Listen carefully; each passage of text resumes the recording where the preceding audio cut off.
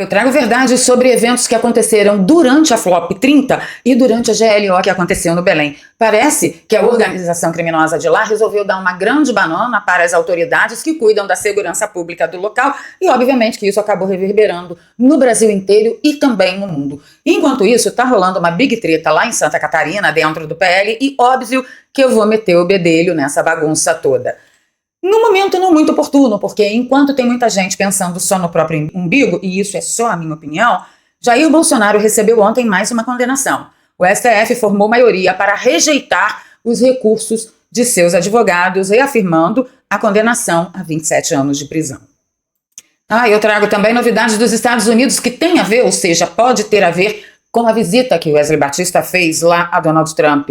Parece que a JBS entrou pelo cano. E nessa edição especial de sábado, eu também vou comentar a respeito da declaração do novo Papa. Vocês viram que ele comentou a respeito da veneração a Maria?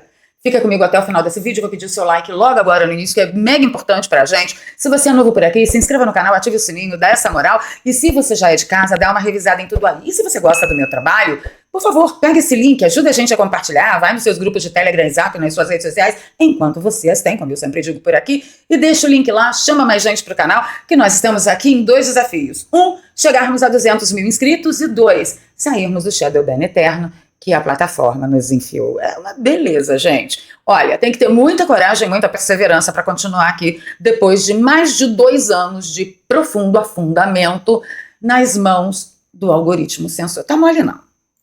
Então a gente já começa falando do Lourão, o Laranjão, o grande Donald Trump. Pediu ao Departamento de Justiça, o DOJ, que inicie imediatamente uma investigação sobre as empresas de processamento de carne que estão aumentando o preço da carne bovina lá nos Estados Unidos por conluio ilícito, manipulação e fixação de preços. Sempre protegeremos nossos fazendeiros americanos que estão sendo culpados pelo que está sendo feito por processadores de carne majoritariamente estrangeiros, que inflacionam artificialmente os preços e colocam em risco a segurança e abastecimento alimentar da nossa nação. Medidas devem ser tomadas imediatamente para proteger consumidores, combater monopólios ilegais e garantir que essas corporações não estejam obtendo lucros criminosos às custas do povo americano. Estou pedindo ao DOJ que haja com rapidez. Obrigada pela atenção a este assunto. Mas por que esse assunto provavelmente está ligado à visita de Wesley Batista da JBS? Vocês lembram que Wesley deu um pulinho lá nos Estados Unidos para falar com Trump e ele foi sim recebido antes da Assembleia da ONU? Olha, quem noticiou foi a CNN Money e diz que o empresário tratou de tarifas do setor de carnes e também falou sobre celulose, porque os Batista, olha, eu nunca vi 2 irmãos darem conta de tantos negócios, né? Dominaram o setor de carnes, pelo menos aqui no Brasil, já que o governo caga e anda para a proteção aos fazendeiros, principalmente fazendeiros. O governo não se importa com monopólios ilegais, não se importa com preços fixados de maneira, aumentados e fixados de maneira artificial. E aí eles meteram a mão aqui, tá tudo dominado por eles e agora eles estão investindo no setor de energia, senhores. Vocês vão ver a meleca que isso vai dar com as patas desses 2 estafermos envolvidos nisso tudo. Isto posto, voltamos à notícia inicial, que é o que essa visita que Wesley fez a Trump, segundo o que a mídia noticiou, ele foi lá para tratar de tarifa do setor de carne e também do setor de celulose, que deve ser um próximo, um próximo investimento. E o Donald Trump está lá na Truth Social jogando, espalhando brasa para tudo quanto é lado, porque o Donald Trump está dizendo: senhores, se vocês pensam que aqui é o curral do Foro de São Paulo, vocês estão muito enganados. Eu vou ensiná-los o que quer dizer economia livre. E aí, quem sabe um dia, se vocês forem competentes para competir de igual para igual com qualquer outro empresário, quem sabe vocês voltem a ter um lugar ao sol aqui nos Estados Unidos da América. Eu acho que pode ter muita coisa a ver entre a visita de Wesley e essa declaração de Donald Trump. O que você acha? Deixa nos comentários para mim. Bom, vamos falar da maior vergonha, mais nova vergonha mundial, que foi a Flop 30. Eu trago verdades. Senta, se ajeita na cadeira, pega um cafezinho, capricha no antiácido, que a gente tem muito o que aguentar hoje. Olha, logo no primeiro dia, nas primeiras horas de COP 30, que todo mundo está convencionou a chamar de Flop 30, acabou a água nos banheiros. Você imagina a caatinga fedentina que se espalhou por aquele lugar, enquanto os aristocratas, da elite comunista mundial estavam lá cantando: salve aí vocês sabem muito bem que Lula decretou o GLO lá em Belém durante a COP30, coisa que ele não teve coragem de fazer no Rio de Janeiro para proteger o pessoal, o povo brasileiro, o pagador de impostos, o trabalhador que é escravo de organização do mal. Lá no Rio não tem, mas teve no Belém. E aí, o que você viu acontecer? Você viu aquelas organizações do mal darem uma grande banana para a GLO do Lully, porque teve várias ações durante a GLO. Por exemplo, a van da delegação, eu acho que foi, meu Deus, esqueci, acho que da Indonésia. Uma van da delegação da Indonésia foi incendiada num certo local lá em Belém, parece que era um lugar de risco, onde a organização domina, só entra com a autorização da organização, e aí a organização gostou não, foi lá, mandou sair, mandou descer e botou fogo na van. Obviamente que a mídia do regime já veio dizer que a polícia local acha muito difícil que tenha relação com a organização do mal, mas também não explicaram, a investigação ainda não deu conta de por que do Neida alguém chegou para os passageiros e disse, desçam que a gente vai colocar fogo em tudo. Não só isso aconteceu, como o evento desse vereador aqui, é o vereador Zezinho Lima, de Belém. Ele fechou a academia da esposa dele. O que aconteceu? A esposa dele tem uma academia lá em Belém e ela foi ameaçada. Eu não vou soltar o vídeo dele não, tá? Eu vou narrar para vocês. Ó, você tá vendo aqui? Estão atirando na academia, foram várias tentativas de violência. Por quê? Porque a esposa dele, eles se negaram a pagar o arrego. Ele colocou lá, estabelecimento fechado pelo Comando Vermelho. Colocou a bandeira do Pará e a bandeira do Brasil, exatamente como Éder Barbalho havia recomendado a todos os comerciantes que eram patriotas, que amavam a sua terra, amavam o seu estado, que tinham muito orgulho da COP30 estar acontecendo lá. E aí ele foi lá e colocou, né? A academia foi fechada pelo Comando Vermelho. O vídeo da PM retirando a faixa de estabelecimento fechado pelo Comando Vermelho. Aí o Zezinho se pergunta, quem será que mandou tirar a faixa? É para esconder a nossa realidade das autoridades do mundo? Ora, tudo que nós vimos durante essa COP30 foi uma maquiagem mal acabada para tentar dizer para as autoridades mundiais, que vieram pouquíssimas, que Belém não é o que é. Coisa que Janjo tinha prometido que não ia fazer. Lembra quando ele disse, não, eles têm que entender como nós vivemos, eles têm que ver como nós vivemos, vamos dormir as estrelas, não vai ter luxo. Não teve não, vocês viram o iate que ele ficou, o transatlântico, né? Então tá bom. Além disso, o Comando Vermelho ameaçou cortar a energia da cidade de Belém. Olha que maravilha! Gente, eu quero só lembrar vocês que Belém está sob GLO, tá? Garantia da lei e da ordem. E ó, a organização do mal deu uma grande banana para a GLO do Lully. Cara, quando nem GLO, a marginal, respeita, é porque o negócio já foi por água abaixo, foi pro vinagre, ó.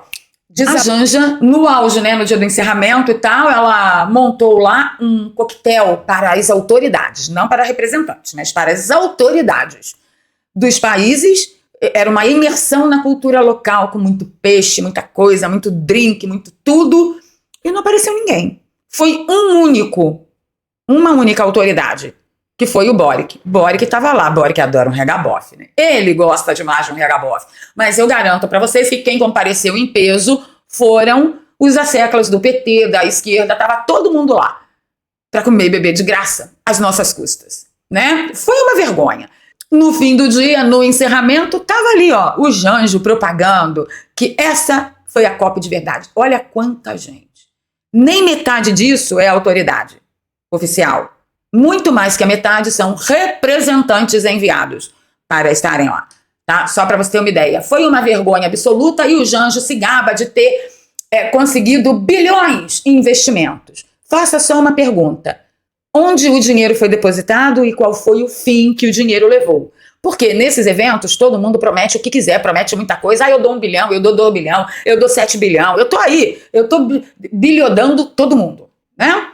Bilhodando como se não houvesse amanhã para salvar as florestas. Cadê o dinheiro?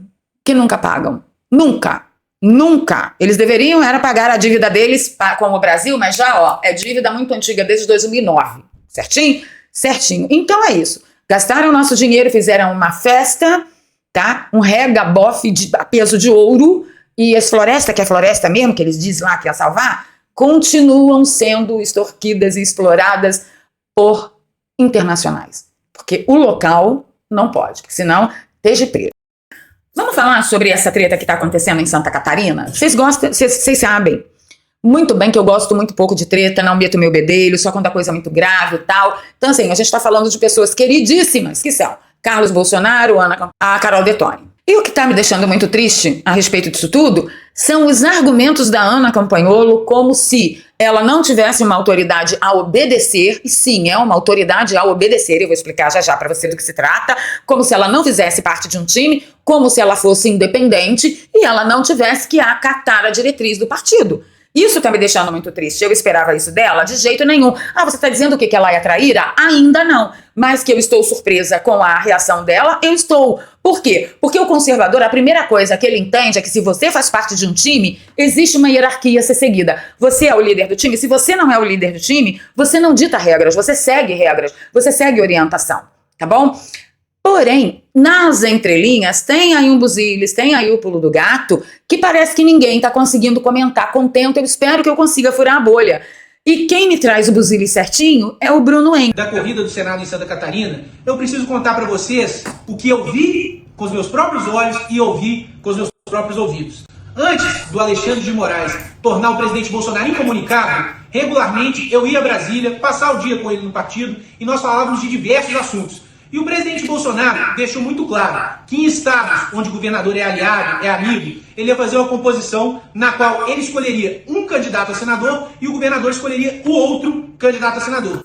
Isso para quê? Pra gente ter 2 senadores do PL, pelo menos, de cada estado, ok? E aí, o Jorginho Melo, que é o governador de Santa Catarina, topou isso. Ele tanto topou que ele declarou isso em 22 de outubro de 2025. Olha só o que ele declara, quando questionado pelo jornalista sobre a disputa do Senado em 2026. Governador, e falaram sobre a questão do Senado em Santa Catarina? Falamos sobre tudo. Falamos em candidaturas a presidente, os possíveis candidatos, o desejo dele, a expectativa que a anistia aconteça para que ele viabilize a eleição dele para presidente. Falamos do Senado. O Senado tem a indicação dele do Carlos Bolsonaro, que se apresentou, já está morando em Santa Catarina, e tem a outra vaga que a gente combinou, que ele indica um e eu indico outro. Então, e aí o que aconteceu? De repente, o senador Jorginho, em vez de indicar um, ele acabou indo para o Amin, como diz aqui o Bruno Engler, olha só. Em Santa Catarina, ele teve essa conversa com o Jorginho Melo e o Jorginho Melo escolheu a Carol Detoni como a sua candidata. E o presidente escolheu como seu candidato Carlos Bolsonaro. Agora, parece que por uma composição, o Jorginho está querendo fazer uma mudança aí para ter um outro partido, ter aí ao seu lado o Esperidião Amin. E tem gente que de forma desonesta está querendo botar um eventual prejuízo à deputada Carol Detoni na conta do presidente do Jair Bolsonaro. Carlos Bolsonaro. Isso é uma total... Jair Bolsonaro sentou com Jorginho Melo e falou: Jorginho, 2 vagas ao Senado, uma eu indico, outra você indica, certinho, certinho. Jorginho acatou. Ele falou: ó, eu vou indicar Carol Detoni e o senhor vai indicar quem? Carlos Bolsonaro. E a dobradinha estava fechada. Quando, de repente, não mais que de repente, Jorginho Melo quer abrir mão da Carol Detoni para indicar o Amin, o Esperidião Amin. Então, assim, e aí eu não sei por quê, já que foi o Jorginho Melo que roeu a corda no acordo inicial, por que estão colocando a culpa em Jair Bolsonaro a ponto de desmerecer a idoneidade de Carlos Bolsonaro? Gente, isso é muito grave. Olha só o que o Alan dos Santos falou, gente, é assustador, realmente. Essa treta toda que está acontecendo em Santa Catarina, porque para mim ali tem um fenômeno bem perigoso, sabe? Por exemplo, o perfil do Nicolas, com 3,8 milhões de seguidores, o perfil reserva dele, que é dele mesmo, ele mesmo chegou a twittar uma vez: olha, siga o meu perfil reserva, dando eco a um vídeo da Ana, onde ela tá ali falando absolutamente inverdade sobre Carlos Bolsonaro. Então, assim, esse racha aconteceu. Fingir que ele não aconteceu é bobeira. Esse racha aconteceu. Nicolas Marçal. Ele tá falando do racha que aconteceu na direita. Agora, rachou mesmo. Nicolas Marçal, Ana, entendeu? E outras pessoas. E o Carlos, com o Eduardo, o Paulo Figueiredo, o pessoal aqui. A imprensa estava dizendo, por exemplo, que o Eduardo Bolsonaro estava sendo escanteado. Ontem ele estava em Mar-a-Lago com o nome dele escrito VIP. E nós temos um país para resgatar. Então o povo precisa saber disso. Esse racha aconteceu. Não adianta fechar os olhos para isso. É necessário entender isso. E eu vejo isso com maus olhos. E sim, dessa vez teve um racha na direita brasileira. E isso é simplesmente assustador. E eu penso exatamente como o Eduardo Bolsonaro, que disse isso aqui no dia de ontem. A hierarquia ser seguida, Bolsonaro ser seguida. Bolsonaro vai falar e você vai seguir. Não gostou? Pode ir para outro partido. Agora, quem não é do partido pode falar o que quiser, a população pode falar o que bem entender, pode me xingar como me xingam todos os dias, eu não fico tretando com todo mundo. Então, entenda que eu não posso permitir que isso daí ganhe corpo a ponto de estimular outras pessoas a fazê-lo, porque senão a gente vai ter 27 discussões públicas em cada estado brasileiro sobre candidaturas ao Senado. Mesmo que o líder do movimento Jair Bolsonaro, ainda enquanto liberdade com livre possibilidade de falar, deu a orientação de votar no Carlos. E você ainda fica achando que o problema é o STF? Não, meu filho, o problema é a militância esquerdista que domina mídia e universidade. Esse é o problema, porque é essa gente que tem a conexão internacional. A coisa mais urgente no Brasil é uma militância bolsonarista organizada. Note bem, eu não disse militância conservadora, nem militância liberal, nem coisa, eu falei militância bolsonarista. A política não é uma luta de ideias, não é uma luta entre ideias, é uma luta de pessoas e grupos. Não é conservadora, não é liberal, não é cristã, não é pró-família. Não!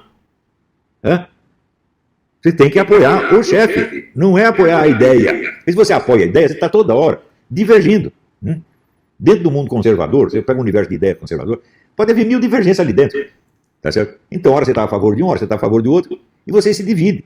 Quer dizer, é claro que as ideias têm importância, mas não nesse plano, gente. Exatamente.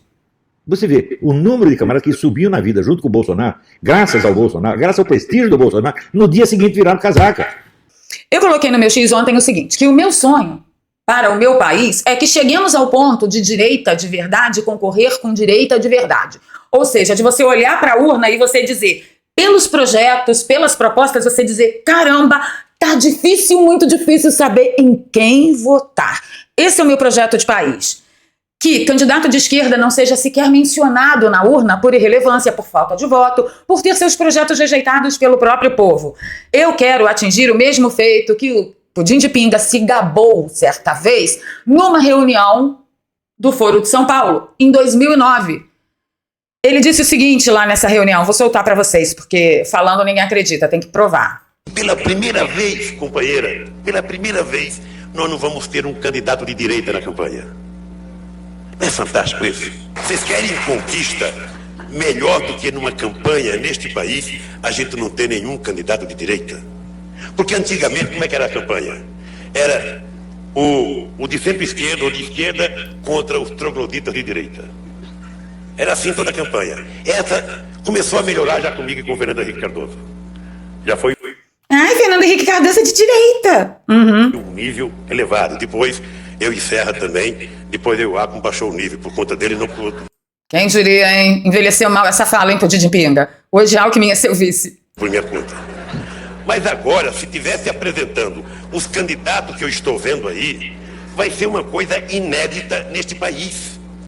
Vocês entenderam? Este é o meu projeto de Brasil. Então, provavelmente a gente vai ter porradaria aí entre um e outro quando a direita for a maioria de verdade, nas urnas, nas solicitações, nas indicações, nas campanhas, certamente. Por quê? Aí sim entra a divergência de projeto, divergência de opinião.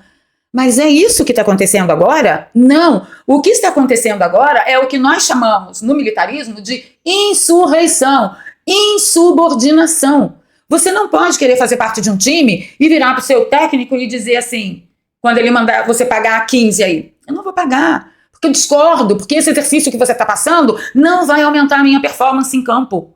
Você não pode fazer isso, filhinhas.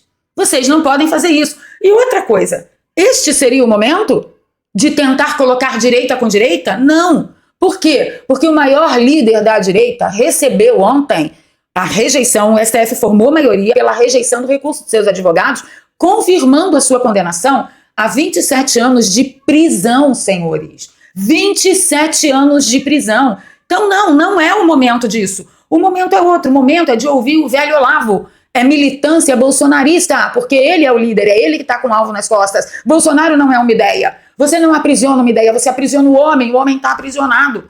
Então era a hora de todos os apoiadores de Bolsonaro, de todo mundo que chegou lá às custas do prestígio e do brilho de Jair Bolsonaro, e entenderem que a vida deles não vale nada se não for por Jair Bolsonaro agora, porque agora é que o momento exige que você seja por Jair Bolsonaro, que você use toda a sua influência, todo o seu alcance, todo o seu engajamento, todo o seu relacionamento político para tentar salvar esse homem.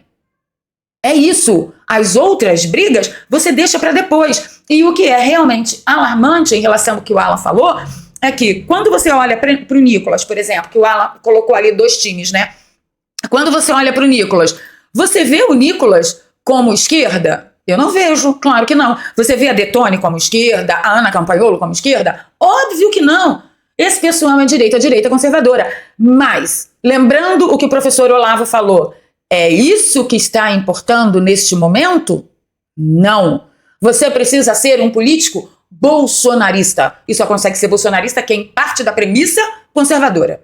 Certinho? Então é isso. Então, assim, eu lamento muito, eu confio profundamente no Carlos Bolsonaro. Eu não tô entendendo que tá um arranca-rabo dos diabos e eu não gosto disso. Sabe por quê? Porque o princípio da rebelião é luciferino, tá?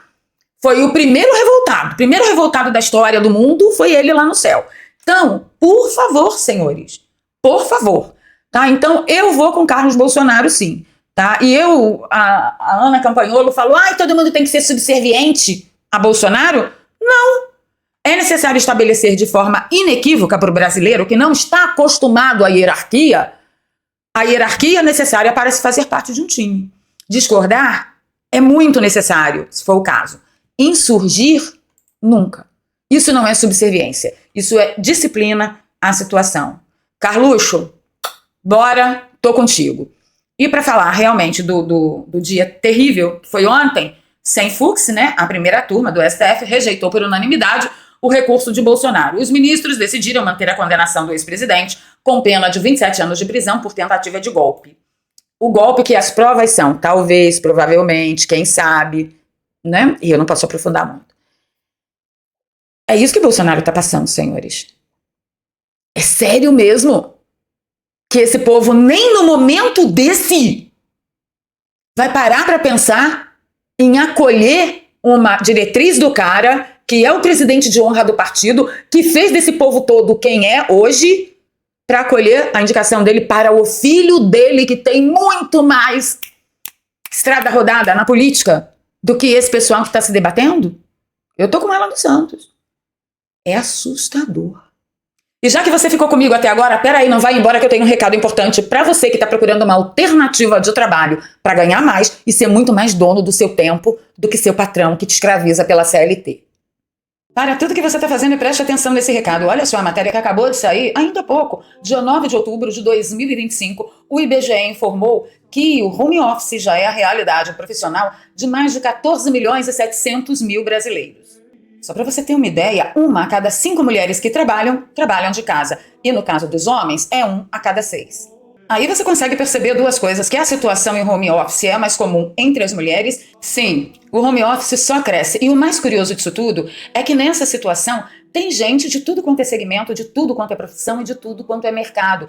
Tem gente trabalhando com venda, tem gente trabalhando com prestação de serviço. É um universo infinito. Tem gente até ganhando muito bem com plataformas como a Amazon, Magalu e Mercado Livre, que inclusive eu já comentei aqui com vocês sobre as vendas dos produtos que eu faço pela Amazon. Pessoal, para vocês terem ideia do que a gente está falando, as vendas online sem estoque já movimentaram só no ano de 2025 mais de 100 milhões de reais. É um número muito alto. Então sim, tem muita gente trabalhando de casa, mudando de vida e exercendo isso 100% home office. E se esse é o seu sonho, se você também quer aprender como trabalhar de casa, organizar a sua vida, fazer o seu horário, ter liberdade como eu tive de mudar de São Paulo para o Rio de Janeiro mais que urgente para poder socorrer a minha família, então eu super indico para você a Escola de Negócios Digitais do nosso querido amigo Daniel Alvarenga, que também é youtuber de direita. E para acessar a Escola de Negócios Digitais do Daniel Alvarenga é só você clicar no primeiro link que está aqui no comentário fixado e na descrição de todos os nossos vídeos. Clica no link, vai lá no zap do Daniel, diz que você quer entender melhor como que funciona tudo isso. E lá nós vamos liberar para você 3 aulas gratuitas que vai fazer com que você aprenda do que nós estamos falando. E pode ficar despreocupado, porque não é bet, não é tigrinho, não é curso para aprender a vender curso, é trabalho sério, honesto, dedicado, e eu tenho que avisar vocês. É trabalho suado, tá? Você não vai ficar rico fácil, não. Ah, e você que já tem a sua profissão, saiba que você pode exercê-la através do digital. Você só precisa conhecer e dominar as ferramentas para isso. Dá uma olhada no testemunho que a gente recebeu há dias atrás. A Fábrica de Ideias da Cris comentou: eu trabalho em home office desde 2022, hoje sou nômade digital. caminho sem volta. Tá vendo só? Quem começa não quer parar mais. Afinal de contas, na escala 6x1 da CLT, qual o trabalho que vai te oferecer um bom pagamento, bons lucros e você mesmo fazendo o seu horário e estabelecendo as suas prioridades? Eu pago as minhas contas com o digital há pelo menos 10 anos e posso garantir para vocês, se tiver dedicação, seriedade e compromisso, você vai dar uma viradaça na sua vida. Pode ter certeza, vai mudar a sua vida. Mudou a minha, por que não pode mudar a sua? Vou deixar o link na descrição e no comentário fixado.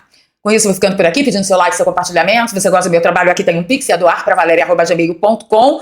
Se você não é inscrito no canal, se inscreva, ative o sininho. Se você já é de casa, revisa tudo aí. Mas o mais importante, leva o meu link para outras redes sociais, onde você atua, onde você visita. Porque nosso Shadowban aqui não tá mole não, viu? Tá ruim demais. Vamos lá? Conto com você. E aí, vamos para os comentários.